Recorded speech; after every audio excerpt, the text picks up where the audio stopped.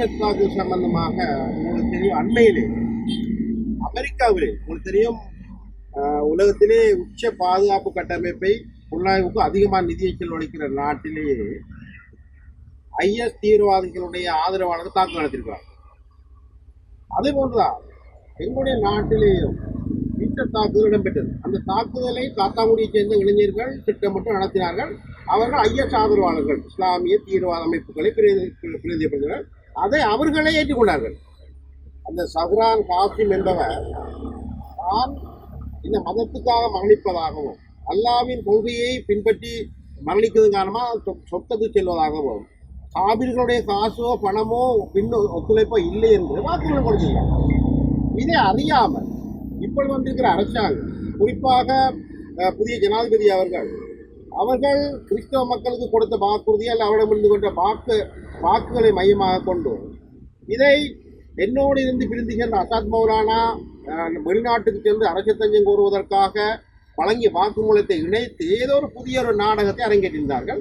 இது நான் பார்லமெண்ட் உறுப்பினராக இருக்கிற பொழுது பார்லமெண்டத்திலே எதிரொலித்தது. அந்த நேரத்தில் ஜனாதிபதி அவர்கள் ஒரு இஸ்லாமிய குடிமகனாக இருந்த ஓய்வு பெற்ற நீதியரசரை நியமித்த தலைவராக இமாம் என்பவருடைய தலைமையில் ஒரு குழு அமைக்கப்பட்டது. அந்த குழுவுடைய பரிந்துரை மிக தெளிவாக சொன்னது, இது பிள்ளையாருக்கோ இணையருக்கோ சம்பந்தம் இல்லாத விடயம் என்பதனை வழியாக கோடிட்டு காட்டியது. இருந்தாலும் புதிய அரசாங்கம் அதை குற்றப்புலனாய்வுத்துறையில் புதிதாக விசாரிக்க கொடுத்தது. நான் விசாரணையில் ஒத்துழைப்பு வழங்கினேன், வாக்குமூலம் வழங்கியிருக்கிறேன். அந்த வாக்குமூலத்தை என்ன செய்வார்கள் எனக்கு தெரியாது. அதை வைத்து என்னை நாட்டை விட்டு தப்பிச்சொல்லுன அடிப்படையில் பாஸ்போர்ட்டை கூட பிளாக் பண்ணி வைக்கிறேன். நான் தெளிவாக சொல்லுகிறேன் மக்களுக்கு, நான் இதிலே நேரடியாகவோ மறைமுகமாகவோ சம்பந்தப்படாமல் நான் ஒரு ஆயுத பாடத்தில் இருந்தேன் என்பதற்காக என்ன மீது கரை சாத்துவதற்காக என்னுடைய பெயரை அசிங்கப்படுத்துவதற்காக என்னுடைய அரசியலை இல்லாமல் செய்வதற்காக அரசாங்கமும் சிலரும் செயல்பட்டார்கள்.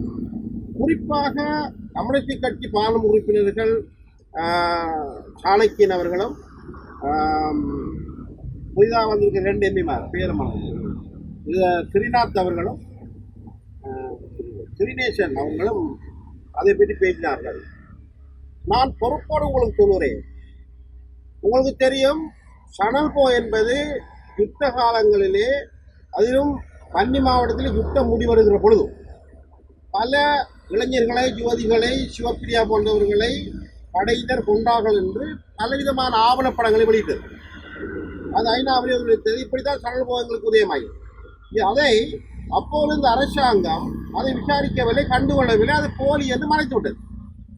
இன்று சணல்போ போலியான ஒரு விஷயத்தை சித்தரித்து கொண்டு வந்து காட்டியதை வைத்து பார்லிமெண்டத்திலே விவாதம் நடந்து பல குழுக்கள் அமைக்கப்பட்டு இன்று புதிய அரசாங்கம் பொறுப்பேற்று அதை மையமாக வைத்து என்னை கூட விசாரிக்கிறார்கள். நீங்கள் இந்த மக்களை ஏமாற்றி அரசியல் பிழைப்பு நடத்துகிற ஒரு கூட்டம் அடிப்படையில் நீங்கள் இப்போதைக்கு அரசாங்கத்தை பார்லிமெண்டத்தை பயன்படுத்தி சணல்போவிலே கடந்த காலங்களிலே யுத்த குற்றம் சம்பந்தமாக வந்த அந்த ஆவணப்படத்தை மீண்டும் விசாரிக்க வைக்க முடியுமா இருந்தால் முதுகலும் அதை செய்யுங்கள். மக்களை ஏமாற்றி வாக்கு பிச்சை கேட்டு இன்னமும் ஏதோ பெற்றுத்தருவோம் என்று ஏமாற்றி இந்த மட்டக்களப்பு மக்களை நடுத்தரையிலே விட்டுவிட்டு பார்லிமெண்ட் உறுப்பினர்களுக்கு இருக்கிற அதிகாரம் என்னவென்று தெரியாமல் இருக்கிற நீங்கள் இவற்றை செய்ய வேண்டும் என்பது. ஆகையால் நான் இந்த மக்களுக்காக, மண்ணுக்காக, பொதுவாக மக்கள் சேவை செய்ய வந்த ஒரு அரசியல்வாதி, என்னால் முடிந்தவரை இந்த மக்களை செய்து காட்டியது.